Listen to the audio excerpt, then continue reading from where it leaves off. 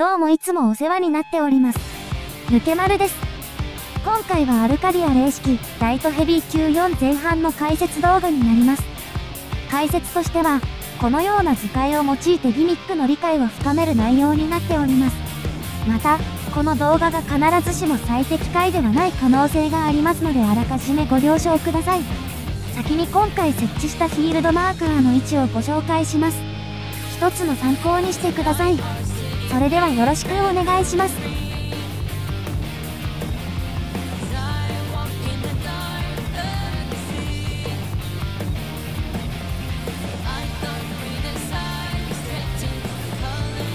ラスオブゼウス、全体攻撃です。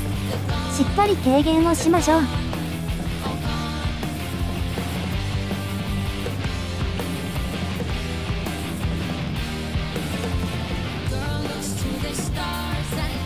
ボスに翼が生えて北へ移動します。フライングウィッチ、ボスの翼のビーム上に直線攻撃が来ます。ちょっと巻き戻します。定式では西に出現したオブジェクトからの直線攻撃が来ます。先に西のオブジェクトから横のラインの直線範囲がわかるので、まずはそれを確認します。ちょうどパネルの半分ですね。次は正面にカメラを向けて、翼のビームから来る縦の直線範囲を確認します。そして、西の直線と合わせると格子状になるので、そのアンチに入りましょう。ボスの翼からのビームはフィールドにビームコンが残ります。一定時間後に光り出したビームコンが直線範囲になります。内側にあるビームコンが光り出したら外側がアンチ、外側が光り出したら内側がアンチになります。内側、外側アンチといっても、ビームコンの偏りによってアンチの幅が狭い、広いがあります。ですので、外側アンチはしっかり外周に、内側アンチはパネルの真ん中に行きましょう。それと同時に今度は東に出現したオブジェクトからの直線攻撃が来ます。まずカメラを東に向けて、横のラインの直線範囲を確認しましょう。横のアンチの中で、外側アンチまたは内側アンチに行きます。そしてよく見ると北にもオブジェクトが一つ出現していて、中央の縦のラインに直線範囲が来ます。内側アンチの時、中央に寄りすぎるとそれに当たるので気をつけてください。近接は背面を取るのを諦めて、まずはギミックを優先することを推奨します。ちなみにですが、中央の範囲はこのラインまでです。ちょっと巻き戻します。ライトニングウェッジハント。直線範囲を回避している時に、タンクヒラまたは DPS のどちらかのロール読みが、分身が上から降ってくる円範囲を受けます。これを受けた人は非物理ダメージ増加とフォークライトニングのデバフがつきます。結構秒数が長いので、この後に来るギミックは、円範囲を受けてない方のロールがやりなさいということですね。ということで、内と外に回避した時に、3回を決めておく必要があります。このようにパネルで3回するのが良いと思います。ピッチハント。続いて、ボスの中心部分に予兆が出現します。青色の四角同士が離れている予兆なら、ボスから遠い4人に円範囲が来て、紫色の四角同士がくっついている予兆なら、ボスから近い4人に円範囲が来ます。そしてそれは、先ほど分身が上から降ってくる円範囲を受けた人は、デバフがついているので受けれません。ですので、誘導をするのは先ほど円範囲を受けていない人になります。ボスの青色とか紫色の四角い予兆から、近づいて円範囲を誘導するのか、離れて誘導するのかを判断します。例えば、この動画では、先ほど近接が円範囲を受けていたので、次に来る円範囲を遠隔が誘導します。ボスは紫色の四角が近づいている予兆なので、近い人に円範囲です。遠隔は近づかなければならないので、隣の近接と位置を入れ替わります。誘導する円範囲と、先に受けていたフォークライトニングの発動タイミングは一緒で、お互い円範囲が出ます。ですので、ビームコンを避けれるアンチで、パネルの真ん中にいれば良いです。少し長く説明してしまいましたが、要素は前半は立ち位置ゲーミングなので、しっかり予習で立ち位置を押さえていきましょう。では、ここまでの流れをいくつか見てみましょう。まずは西にカメラを向けておいて、横の範囲のアンチ列へ。次は正面を見て縦の範囲のアンチ列へ。ボスが中央に戻ります。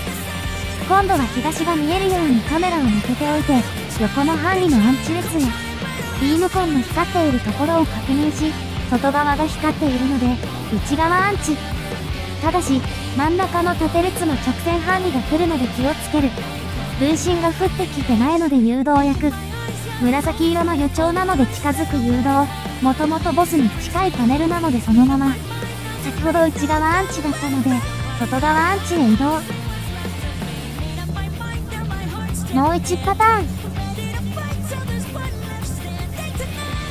虫を見ておく。正面を見る。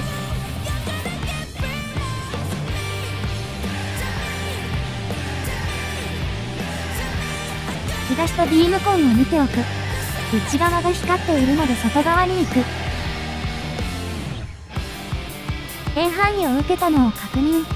内側に移動。予兆は近い人。誘導する遠隔と交代。円輪または輪円式リッチハント。とりあえずまずはさっと見ていきましょう。ボスは詠唱している間に円範囲を誘導する予兆を交互に4回出してきます。円輪だったら円範囲、ドーナツ範囲、円範囲、ドーナツ範囲、銀円だったらその逆と交互に範囲攻撃をしてきます。簡単に言えば、交互に来るアンチ内で、範囲を2人ずつ順番に4回誘導するギミックです。誘導しない人もアンチ内で誘導しないように立たなければなりません。ここが前半で一番難しいと思いますが、現在は考えることが少ない方法が考え出されています。その一つの DM チーム様の方法をご紹介します。その方法は、決まった立ち位置と動きで、円範囲の誘導を考えない方法になります。アニメーションから見ていきましょう。まず、どちらも共通なのですが、近い人、遠い人に誘導する予兆は無視します。そして、決められた立ち位置により、1、2回目にタンクヒラに円範囲、3、4回目に DPS に円範囲が勝手に誘導されます。予兆の順番は考えていなく、遠近どちらも来る可能性があり、誘導を両方とも表示しているので、円範囲が4つ表示されています。まずは円輪式から見ていきます。円輪は初めにボス中心の円範囲が来るので、図のような配置で待機します。立ち位置ですが、近接組が十字で前後に動く、遠隔組は斜めで前後に動きます。それぞれの立ち位置は動画内のテキストで確認してください。次は輪円式ですね。ドーナツ範囲から来るので内側スタートです。しっかり位置取りができていれば、1、2回目はタンヒラに誘導、3、4回目は DPS に誘導されています。では全ロールの円輪、輪円視点を見ていきましょう。まずは近接 DPS の円輪視点です。マーカー外、影差外、マーカー内の外側、影差上。次、輪円式。影差外、マーカー外、影差上。マーカー内の外側、タンク視点円輪式。マーカー内の外側、影差上。マーカー外、影差外。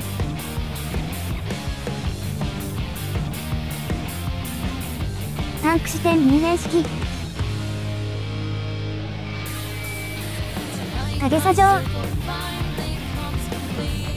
マーカー内の外側、影差外。マーカー外。遠隔 DPS 視点円輪式。十字踏まない。マーカー角。十字上。マーカー踏まない。遠隔 DPS 視点入園式。マーカー角。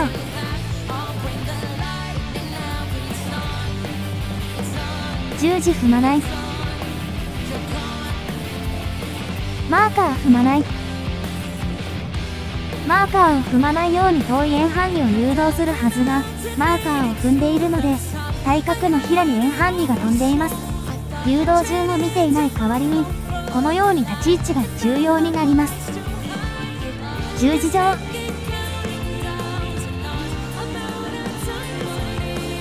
平視点年輪式。十字状。マーカー踏まない。十字踏まない。マーカー角。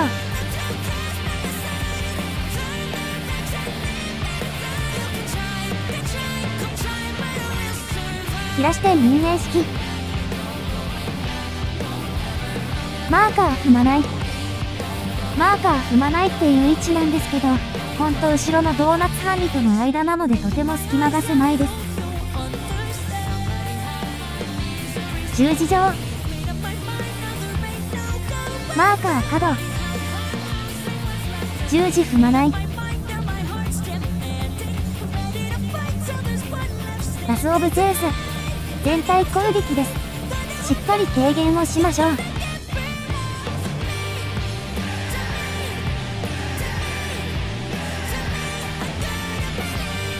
エレクトロープ展開1回目。まず、四隅にエレクトリックマインというオブジェクトが出現します。ボスがオブジェクトのうち2つに向かってシャインスパークという直線範囲を計3回打ちます。ですので、斜めのラインには立たないようにしましょう。それぞれ1回ずつ、4つのうち2つは、必ず2回当たります。1回しか当たらなかったオブジェクトの数字マーカーを覚えておきます。この場合2と4マーカー側ですね。次、ボスが左右反面焼きをするのですが、それと同時にオブジェクトからのパネルの範囲が来ます。直線範囲が1回当たったオブジェクトは、このように1マス範囲で、2回当たったら4マス範囲になります。パネルのアンチがこの場合2箇所で、さらにボスが反面焼きで1箇所潰してくるので、残るのは2マーカー側の3マスですね。ボスの周りに弾が4個ならペア頭回り、小さいのが8個なら3回になります。参考例ですが、このような3回がいいかもしれません。これは弾が4つなのでペア頭回りですね。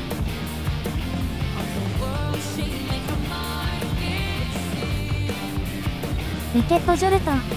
ヘイト1へ2連続の直線強攻撃をしてきます。デバフがつくので、スイッチもしくは無敵受けをしましょう。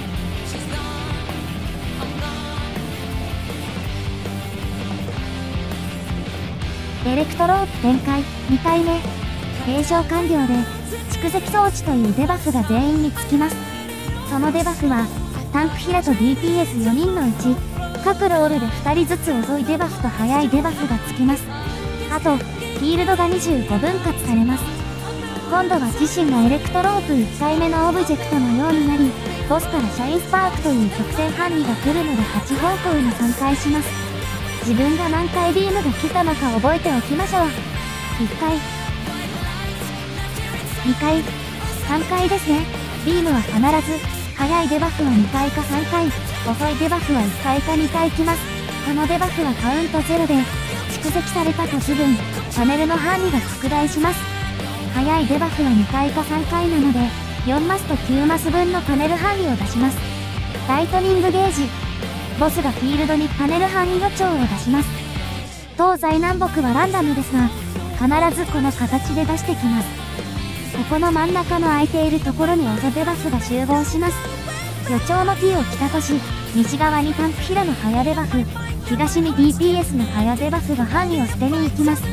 ビームを3回受けた人は、9マスのパネル範囲を派生させるので必ずここ、2回受けた人はここに行きます。このように範囲が派生します。所定の位置に3回します。パネル範囲なのでパネルのどの位置に乗っていても範囲は変わりません。サイドスパーク。ここではボスは必ず A マーカーを向いています。反面焼きとペア頭回りまたは3回が来ます。小さい弾が多数なので3回ですね。アンチ側で3回します。手や頭回りと3回の参考例を映します。ここの攻撃もデバフを持っていると蓄積されます。なので、遅デバフの人は蓄積が多数1されることになりますね。3回はいいのですが、手や頭回りの時に遅いデバフ同士で頭回りをやってしまうと、ここでのギミックが失敗してしまいます。ですので、マップ基準でロール内でビームを受けた回数で分かれます。例えば、早デバフなら、ビーム3が多い、2が少ないになり、遅デバフならビーム2が多い、ビーム1が少ないになります。そして、マップ基準で、タンクヒラと DPS で3回の位置が違うという感じですね。次は、遅デバフ組が蓄積に応じて3回です。早デバフは真ん中に空いているところに集合し、T を北と見て、西がタンクヒラ、東が DPS です。遅デバフのビーム2の人も3回または頭回りで蓄積が増えているので、9マスの範囲を出します。同様に遅デバフのビーム1の人も4マス範囲を出すことになります。リケットボルト、5連続の頭回り攻撃です。しっかり軽減をしましょう。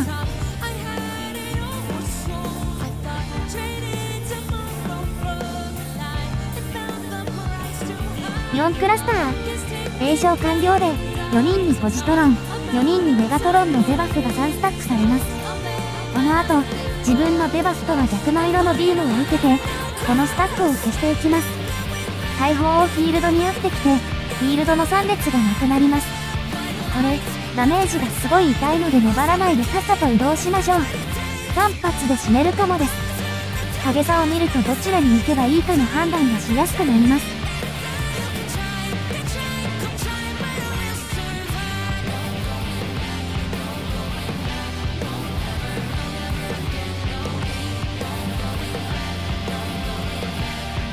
エレクトロンストリーム。自分のデバフと逆の色のビームを受けます。戦闘が最もダメージが大きいので、タンクが先頭に立ちましょう。ビームを受けると、先ほど4クラスターで付与されたデバフが1つずつ消えていきます。ですが、それと同時に新しいデバフが付与されます。そのデバフは、一定時間後に自身に円範囲や、ドーナツ範囲、扇範囲を出すやつ、扇範囲を受けないといけないデバフです。ここは空也さんの処理を参考にするとすごい楽に処理ができます。ついたデバフで立ち位置が決まっています。自分がビームを受けた側でこのように3回しましょう。円範囲やドーナツ範囲の人は、この中央側の丸ポチに立ちます。一番遠い人にビームを出すデバフと一番近い人にビームを出すデバフは何も考えずにここに立ちます。ビームを誘導する。このデバフの人はここに立ちます。そうすると遠い人でも、近い人でもビームを誘導することができます。ドーナツ範囲はギリなので、しっかり丸ポチに立ちましょう。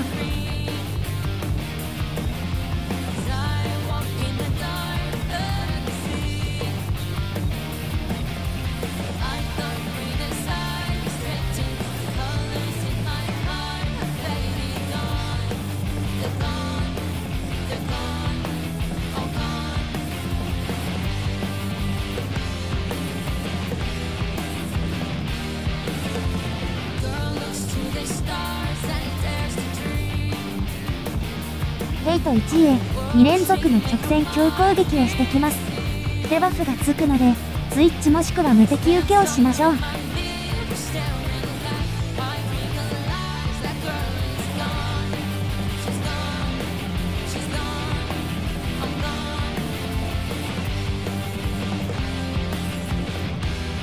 ボスは南を向いているので、ボス基準で X 字に3回しましょう。8方向に7連続で扇範に攻撃をしてきます。1発目のアンチに2発目が着弾します。以降、予兆は出ませんが交互に来るだけなので反復移動で避けます。5回目の扇範に着弾と同時に、タンクとヒラ4人、または DPS4 人に円範囲が着弾します。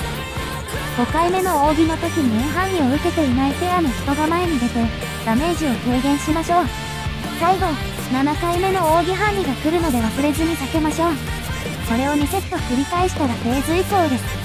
4回の連続攻撃と合わせて、もう一つの床に飛ばされます。4回目の攻撃がかなり痛いので、しっかり軽減しましょう。ただ、床に飛ばされた後にもすぐにすごい痛い全体攻撃が来るので、少し余力を残しておきましょう。以上で解説を終わります。もし、動画の内容がお役に立てたら、次回動画作成のモチベーションになりますので、チャンネル登録と高評価をよろしくお願いいたします。